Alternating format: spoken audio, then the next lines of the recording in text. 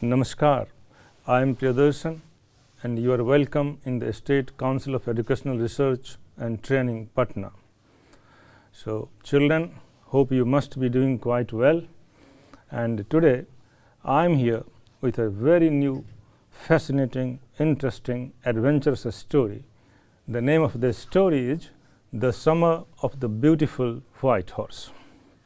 It has been written by William Saroyan and he is an Armenian short story writer. तो बच्चों, मैं ये उम्मीद करता हूँ आप सब लोग बिल्कुल ठीक होंगे और आज हम एक बहुत ही रोचक कहानी जिसका नाम है the summer of the beautiful white horse, William Saroyan ने इस कहानी को लिखा है। यह एक आर्मेनियन पृष्ठभूमि की कहानी है। इस कहानी में दो कैरेक्टर्स हैं और दो कैरेक्टर्स बिल्कुल ही यंग कैरेक्टर्स हैं। आप लोगों ने बचपन की बहुत सारी कहानियाँ पढ़ी होंगी। एक तो प्रेमचंद की बहुत पुरानी कहानी है जिसका नाम था भूलते भागते क्षण, और इस प्रकार की कौतूहल भरी बचपन की बहुत कहानियों से आप रूबरू अवश्य ही हो चुके होंगे। So in the childhood stories, in fact, there is obviously adventure, there is nostalgia, smaller incidents with a lot of curiosity. बचपन की कहानी कौतूहल से भरी कहानी होती है। उसमें कुछ एडवेंचर्स भी होते हैं, दुस्साहसिक कारनामे भी होते हैं, but the entire childhood, in fact, or the incidents of childhood, they are filled with innocency. वह एक प्रकार की मासूमियत से सारी बातें बचपन की भरी होती है। तो in fact childhood itself is the phase of innocency, and that's why it is considered to be one of the most important and most enjoyable phase of life. इंसान की ज़िंदगी के बहुत जो फेजेज होते हैं, जो भी चरण होते हैं, उनमें से अगर ये कहा जाए कि बचपन जो है वह सबसे बेहतरीन होता है।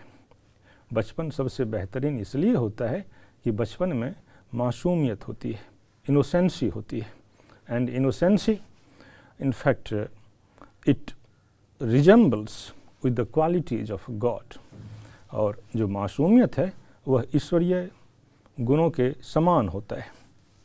आप ज़रूर अनुभव किए होंगे कि जो छोटे बच्चे होते हैं, at a time they quarrel, immediately they become friendly. A moment when you will kick him or slap him, he will start crying. The next moment when you will give him a toffee or chocolate, he will start laughing. So that kind of innocency makes the phase of childhood really great. तो बचपन जो है वह मासूमियत से भरा होता है, and therefore I said that it resembles with the qualities of God. यह ईश्वरीय गुणों के बराबर होता है।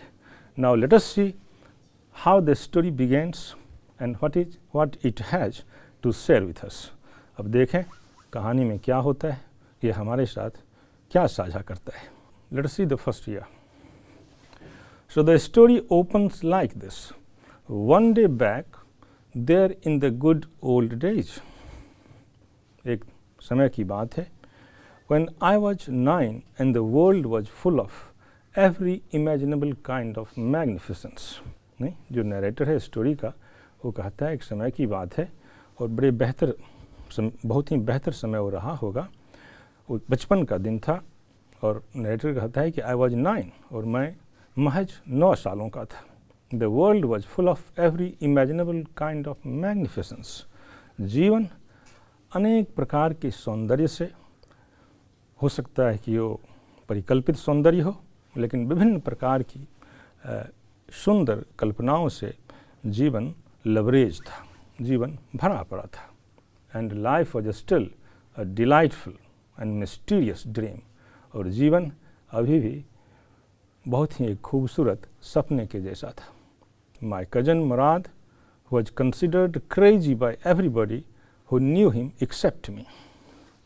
मेरा cousin Mourad was considered crazy, जिसके लोग एक प्रकार से दीवाना आप कह सकते हैं, थोड़ा सा जो सन की स्वभाव का हो, थोड़ा सा जिसमें दीवानापन हो या आवारापन हो तो उसे आप क्रेजी कह सकते हैं। So who was considered crazy by everybody who knew him. हर लोग जो उनको जानते थे, मेरे कज़न मुराद को, मेरे चचेरे भाई मुराद को, तो लोग उसको क्रेजी समझते थे, लोग उसको थोड़ा सा आवारा समझते थे, थोड़ा सा दीवानापन था उसमें। Came to my house at 4 in the morning। तड़के सुबह बहुत सवेरे 4 बजे के आसपास वो मेरे घर आता है। And woke me up tapping on the window of my room. और मेरे खिड़की के दरवाजे को टैप करता है, नॉक करता है, खटखटाता है और मुझे जगाता है। So children, you have already understood how the story has beautifully opened. You know, the opening of the story really makes it a magnificent, or it provides it a very magnificent opening, a very interesting opening. कहानी जिस तरह से खुलती है, जिस तरह से शुरू होती है, वो बहुत ही रोचक है। एक यंग लड़का है, उसका नाम आराम है, और वह आराम यह कहानी का नरेटर है। वह कहानी कहना शुरू करता है। उसका एक भाई भी है जिसका नाम मुराद है। तो वह कहता यह है कहानी में कि एक दिन जब वो नींद में ही था, तड़के सुबह तकरीबन 4 बजे के आसपास, 4 बजे सवेरे सवेरे उसका भाई मुराद आता है और खिड़की पर नॉक करता है। वह जागता है, उठकर देखता है, और क्या देखता है, we shall see it in the next slide. So Aram, he said, Mourad Aram को बोलता है, Aram, I jumped out of bed and looked out of the window. मैं बेड से बिल्कुल उछल सा पड़ा और खिड़की के बाहर देखा। आई couldn't believe what I saw. मुझे यकीन नहीं हो रहा था कि आखिर मैंने क्या देखा। इट वाजंट मॉर्निंग येट, क्योंकि 4 बजे का समय था, तो थोड़ा सा अंधेरा तो हो गए। It was the early hours, wee hours जिसको इंग्लिश में आप कहते हैं, सूरज उगने से पहले का जो समय होता है। So it wasn't morning yet, अभी अभी सुबह पूरी तरह से हुआ नहीं था, उजाला पूरी तरह से फैला नहीं था। बट इट वॉज समर, लेकिन गर्मी का महीना था। And with daybreak not many minutes around, और दिन के उजाले होने में अब कुछ ज़्यादा देर नहीं थी। गर्मी के समय सूरज जल्दी आसमान में आ जाता है। So around the corner of the world, it was light enough for me to know I wasn't dreaming. तो जो चीज़ मैं देख रहा था सुबह सुबह जब आराम ने मुझको जगाया, खिड़की के बाहर जो मैंने देखा, तो मुझको यकीन नहीं हो रहा था कि आखिर मैं हकीकत से सामना कर रहा हूँ या अभी भी सपने में खोया हुआ हूँ। I stuck my head out of the window and rubbed my eyes. Stuck out, no? जिसको कहते हैं बाहर निकालना। तो मैं अपने गर्दन को खिड़की से बाहर निकाला, एंड रब्ड माई आइज, और मैं अपनी आँखों को मला। रबिंग का मतलब मलना होता है, आँख को मलना या रगड़ना। Yes, he said in Armenian, तो आर्मेनियन में कहता है। आर्मेनियन एक लैंग्वेज है जो आर्मीनिया में बोली जाती है। तो वो कहता है कि इट्स अ हॉर्स, यह एक घोड़ा है। यू आर नॉट ड्रीमिंग, तुम सपने नहीं देख रहे हो। Make it quick if you want to ride, जल्दी करो अगर तुमको घुड़सवारी करनी है तो। नहीं तो 1-2 वर्ड्स है, उसको ज़रा देख लें। निकालना, नहीं तो उसने अपना गर्दन खिड़की के बाहर से निकाला, और दूसरा वर्ड है रब्ड।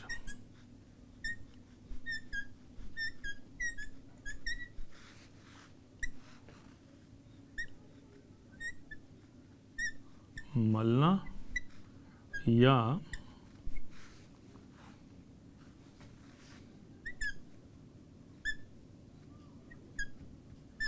रगड़ना, मलना या रगड़ना। I stuck my head out of the window, खिड़की के बाहर से मैंने अपना गर्दन निकाला, एंड रब्ड माई आइज, मैंने अपनी आंखें मली। Yes, he said in Armenian, it's a horse, you are not dreaming, make it quick if you want to ride. तुम सही ही देख रहे हो, तुम कोई सपना नहीं देख रहे हो, सच में एक घोड़ा है, और अगर तुम घुड़सवारी करना चाहते हो तो तुम मेरे साथ चलो। So in this paragraph, in fact, what did the author or the narrator says? Narrator is obviously आराम। आपको मालूम चल गया होगा कि कहानी का जो नरेटर है वह आराम है। आराम ही पूरी कहानी कह रहा है। तो आराम ये कहता है he was sleeping now, and it was almost at 4 o'clock in the wee hours or early morning. So Murad comes, he knocks the door of his window, he gets up, he takes his head out of the window, and whatever he sees, he doesn't believe. So he had no faith on his eyes for the time being. So he was struck, in fact, or you can say he was awe-struck.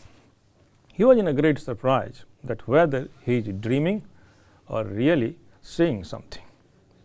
In between, Murad intervenes and he says that you are not dreaming.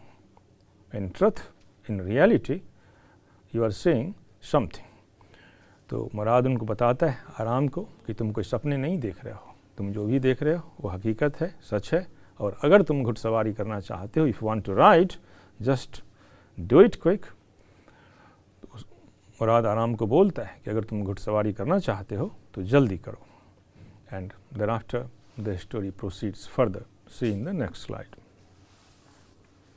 I knew my cousin Murad enjoyed being alive more than anybody else who had ever fallen into the world by mistake. I knew my cousin Murad enjoyed being alive more than anybody else. मुराद जो ज़िंदगी जीना चाहता था, जुनूनों से भरी ज़िंदगी थी, वह ज़िंदगी को बहुत एंजॉय करना चाहता था. सो इसलिए आराम कहता है कि I knew my cousin Murad enjoyed being alive. वह एक एडवेंचरस ज़िंदगी जीना चाहता था, मोर देन एनीबडी एल्स. किसी औरों की तुलना में वह अपनी ज़िंदगी को अलग ढंग से जीना चाहता था. More than anybody else who had ever fallen into the world by mistake. And in fact आराम ये कहता है कि he had fallen into the world by mistake. और इस संसार में जो उसका आगमन है वह गलती से आगमन है.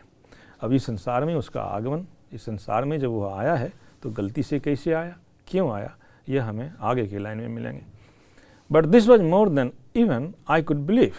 लेकिन मेरे लिए तो यह सपने जैसा था, मैं इसे भला यकीन कैसे कर सकता था.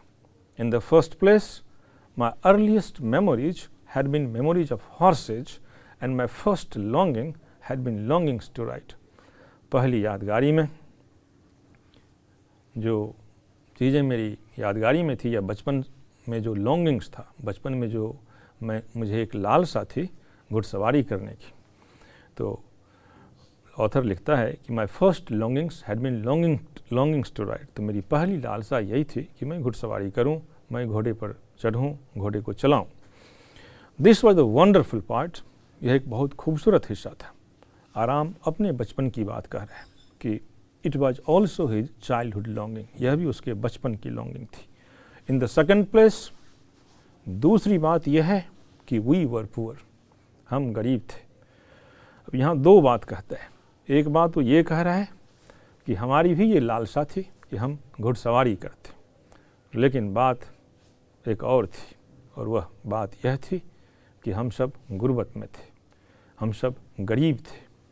तो कंट्राडिक्शन है. ऑथर ये कहना चाह रहा है कि घुड़सवारी करना और गरीब होना दोनों में कोई ताल तुक नहीं है. अगर आप गरीब हैं तो घुड़सवारी कैसे करिएगा. मतलब how you can buy a horse, no, keeping a horse, buying a horse, it's quite expensive thing. So this was the part that wouldn't permit me to believe what I saw. और गुर्बत से भरी ज़िंदगी में भला मुझे ये कैसे यकीन हो सकता था कि सामने घोड़ा है और हमें घुड़सवारी करनी है. या सो what happens that in this paragraph, this paragraph becomes a bit serious. It deals with a serious issue. The issue is poverty, and other part of that slide is poverty and at the same time luxury, because horse riding, of course, it's a luxurious affair. यह एक विलासता संबंधित काम है.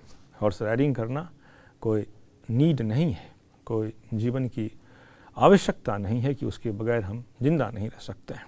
सो for a poor boy, for a poor child like Aram, so always there is a kind of different situation, there is a kind of a struggle in poverty. A poor person all the time struggles, hopes, dreams to have some good food, to have some good house. So a poor person all the time struggles for the basic necessities in life.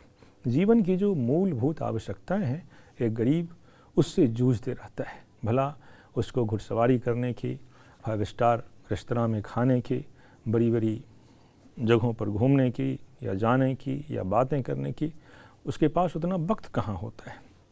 वह तो जीवन में आधारभूत सुख सुविधाओं के लिए ही जूझते रहता है। तो आराम ये कहता है कि I had a longing for horse riding, but the other thing was I was poor and it prevented me from getting और from materialising this longing, from materialising this dream. तो गरीब था, इसलिए ये गरीबी उसको हॉर्स राइडिंग से रोक रहा था। वी वर पुअर, हम सब के सब गरीब थे। वी हैड नो मनी, हमारे पास पैसे नहीं थे। Our whole tribe was poverty stricken, हमारा पूरा ट्राइब, हमारा पूरा समाज, हमारी पूरी जनजाति गरीबी से अभिशप्त थी। Poverty stricken, badly poor you can say, या गरीबी से अभिशप्त होने को पॉवर्टी स्ट्रिकन कहते हैं। Every branch of the Garo-Ghlenian family was living in the most amazing and comical poverty in the world. Every branch of Gargolenian परिवार का या हर सदस्य यूँ कहें कि एक बहुत ही अजीब किस्म के गुर्बत में ज़िंदगी का भरण पोषण कर रहे थे, इस संसार में जी रहे थे। Nobody could understand where we ever got money enough to keep us with food in our bellies. इस बात की किसी को भी जानकारी नहीं थी, समझ नहीं थी कि भला हमारे पेट कैसे भरेंगे। Not even the old man of the family, यहाँ तक कि घर में जो बड़े बूढ़े बुजुर्ग थे उनको भी इस बात का कोई पता नहीं था, इस बात की कोई निश्चितता नहीं थी। मोस्ट इम्पॉर्टेंट ऑफ ऑल, और इनमें से जो सबसे महत्वपूर्ण बात ये थी, दो we are famous for our honesty, yeah of course it was really an interesting matter. सच में यह एक चौंकाने वाली और बहुत ही बेहतरीन बात थी कि ये लोग गरीब तो थे लेकिन प्रसिद्ध किस लिए थे? अपनी गुर्बत के लिए, अपनी गरीबी के लिए, अपनी दयनीय स्थिति के लिए प्रसिद्ध नहीं थे। प्रसिद्ध थे अपनी ईमानदारी के लिए, प्रसिद्ध थे अपनी नेकी के लिए। We had been famous for our honesty for something like 11 centuries, और वह भी कोई 1-2 वर्ष से नहीं, साल 2 साल 10-20 साल 50 साल 100 साल से नहीं, 11 centuries ऑथर कहता है कि 1100 साल से ये लोग प्रसिद्ध थे अपनी ईमान को लेकर, अपनी ईमानदारी को लेकर। Even when we had been the wealthiest family in what we like to think, और हम लोग ऐसा सोचते हैं कि जब इतिहास में सैकड़ों साल पहले, हजारों साल पहले जब हमारी जनजाति कभी अमीर रही होगी, we are proud first, honest next. तो हमारे लिए जो सबसे बड़ी पूंजी ये थी कि हमें खुद पर, अपने आप पर गर्व था। So we are proud first, सर्वप्रथम हमें खुद पे नाज था, खुद पे गर्व था। दूसरी बात, हम ईमानदार थे।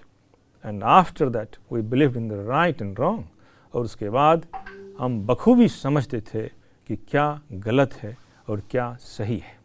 None of us would take advantage of anybody in the world, हम में से किसी ने कभी भी किसी का गलत फ़ायदा नहीं लिया।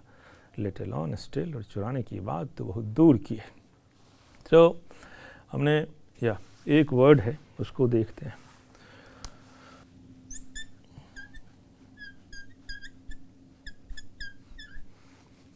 पॉवर्टी स्ट्रिकन,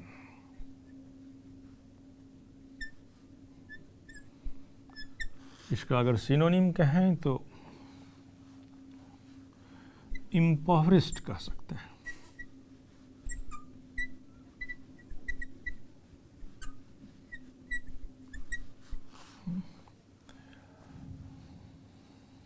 हिंदी में लिखें तो गरीबी से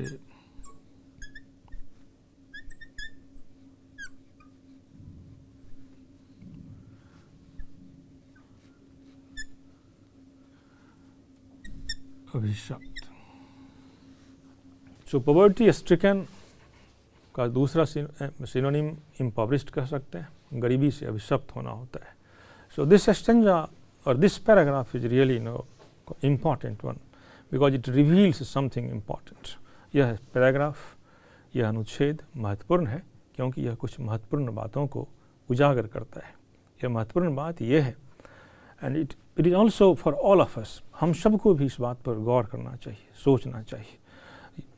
Particularly you children, you are growing up, so you have to learn a lot. You have to deal with the entire life with so many people, so many situations. और आप सब खासकर युवा हैं तो आपको ज़िंदगी में बहुत सारी बातों को सीखना है, बहुत सारी चीज़ों का सामना करना है. So it's quite important for us to learn it. What Aram says in the paragraph, he says that of course we were poverty stricken. We are very impoverished people. We had all the time. We had to worry for our food, how we shall fill our belly. This is how he has written, he has narrated in the story. But at the same time, so that poverty, poverty, of course, it is on its place. But despite of being poor, the hallmark of the entire tribe is honesty, is sense of justice and fairness, is the ability to judge what is right and what is wrong. So these are the really important or tried and tested, very successful tool to live a good life, to live a sacred life, to live a blissful life. तो सच्चाई यह है कि आराम ये कहता है कि गरीब तो वह था, लेकिन गरीबी के बावजूद भी उसके प्रसिद्धि का वजह या उसकी जनजाति की प्रसिद्धि की वजह गरीबी या गुर्बत नहीं था.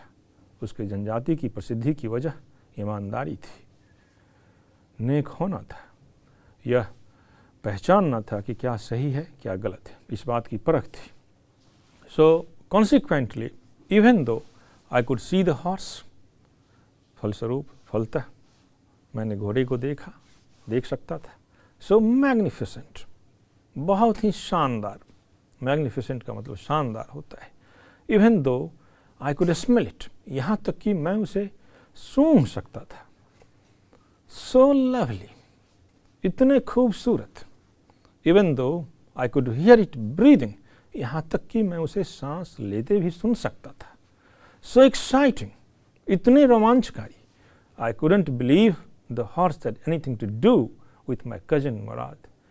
मुझे इस बात का यकीन नहीं हो रहा था कि इस हॉर्स को मुराद से कुछ करना है, और विथ मी और with any of other members और फैमिली, या हम में से हमारे परिवार के किसी भी सदस्य को भला इस घोड़े से क्या मतलब. नहीं तो मुझे, नहीं तो मुराद को, नहीं तो हमारे परिवार के किसी व्यक्ति को.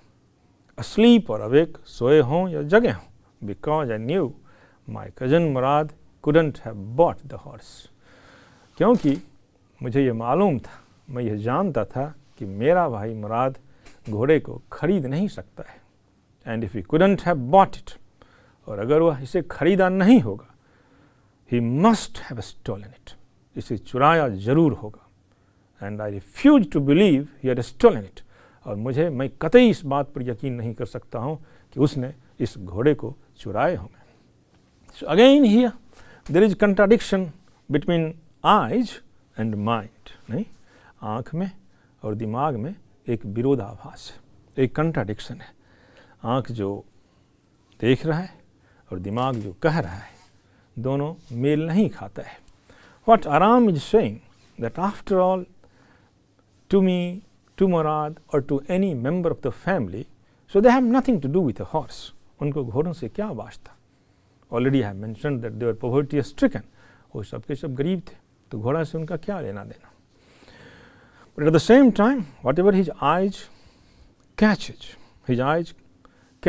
जो भी, लेकिन फिर भी उसकी आँखें जो कुछ कैच करता है, जो कुछ देख रहा है, whatever it is seeing, so seeing is not believing.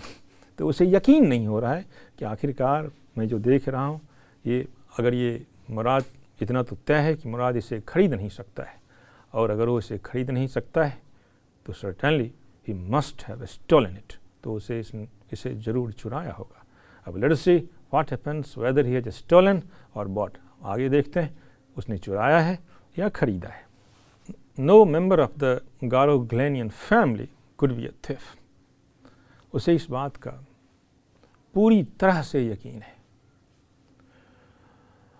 कि गार्गुलेनियन फैमिली का कोई भी सदस्य कभी भी चोर नहीं हो सकता है, चोरी नहीं कर सकता है. I stared first at my cousin and then at the horse. पहली बार तो मैं गौर से अपने भाई को देखा, चचेरे भाई को. कजन चचेरे भाई को कहते हैं और यहाँ चचेरा भाई मुराद है. तो अपने भाई को बड़े गौर से आराम कर रहा है कि पहली बार तो मैं अपने कजन को गौर से देखा. फिर उस घोड़े को देखा. There was a pious stillness and humor in each of them, which on the one hand delighted me and on the other frightened me. अब वो ये कहता है कि जब वह आराम गौर से अपने भाई और उस घोड़े को देखता है तो वह क्या देखता है? वह कहता है दोनों की नज़रों में एक समानता थी. क्या समानता थी? तो एक प्रकार से एक गजब किस्म की शांति थी, एक गजब किस्म की सैक्रेडनेस थी. पायस का मतलब होता है पवित्रता. एक गजब किस्म की, एक बहुत ही अनोखे ढंग की पवित्रता थी. दोनों मंद मंद मानव ऐसा मुस्कुरा रहे हों, खुश हों.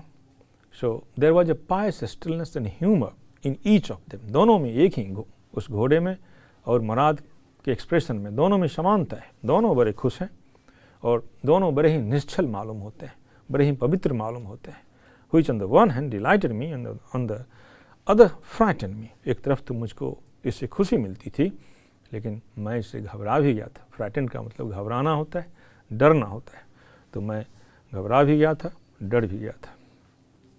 मुराद, I said, मैंने मुराद से कहा, Where did you steal this horse? तुमने इस घोड़े को कहाँ से चुराया? Leap out of the window. मुराद बोलता है, खिड़की से जल्दी बाहर आओ. He said, If you want to ride, अगर तुम इसे चलाना चाहते हो. It was true then. He had stolen the horse. तब तो मुझे पता चल गया इस घोड़े को मुराद ने चुराया ही होगा. There was no question about it. लेकिन ऐसा हो नहीं सकता है. He had come to invite me to ride or not. वह मुझे आमंत्रित करने आया राइड के लिए, घुड़सवारी करने के लिए आमंत्रित करने आया. As I chose. Well, it seemed to me stealing a horse for a ride was not the same thing as stealing something else. और सिर्फ राइड के लिए घोड़ा चुराना यह एक कठिन काम था. ये कुछ और चुराना तो नहीं था. सच एज मनी, तो पैसे चुराने के जैसा तो था नहीं है. For all I knew, maybe it wasn't stealing at all. और मुझे लगता था कि यह चोरी नहीं हो सकती है. मुराद चुराया नहीं होगा. If you were crazy about Armenian tribe, और if you are crazy about an Armenian tribe, अगर आर्मेन जनजाति के बारे में. So here in fact the opening part of this story is really very exciting because Murad comes, the time is early hours, 4 o'clock in the morning. Aram is sleeping comfortably in his room. Murad comes, knocks the door of his window. Aram gets up, he wonders, he is surprised, he is not ready to believe what his eyes are seeing. He sees a beautiful horse. Murad is on it, and Murad invites him, if you want to ride, come fast. So this is how the story opens up, begins it. Later on, Aram inquires it. Aram tries to investigate it. Aram tries to understand it. After all, from where poor people like us know, or from where Murad has taken this horse. As we are very poor, as we are poverty stricken, we can't buy it. And if we can't buy it, then of course Murad has stolen it. But at the same time, they belong to Gargulenian family and they can't steal it, because honesty, sincerity, these are the hallmarks. Trust and honesty are the hallmarks of Gargulenian clan. So this is how the story ends here. तो आराम जो है वो थोड़ा सा confusion में है. वह सोचता है कि आखिर हम इस घोड़े को ख़रीद नहीं सकते हैं, और अगर ख़रीद नहीं सकते हैं तो मुराद इसे चुराया होगा.